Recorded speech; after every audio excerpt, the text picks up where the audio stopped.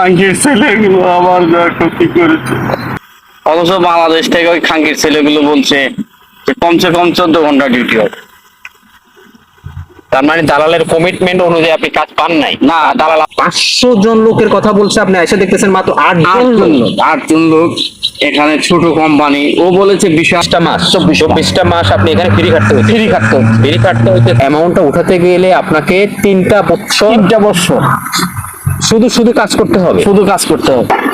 মালয়েশিয়াতে অনেকে আসছে, অনেকে বসে আছে, কাজ নাই, অনেকেরই ডিউটি বেসিক ডিউটি, অনেকেরই 6 ঘন্টা ডিউটি।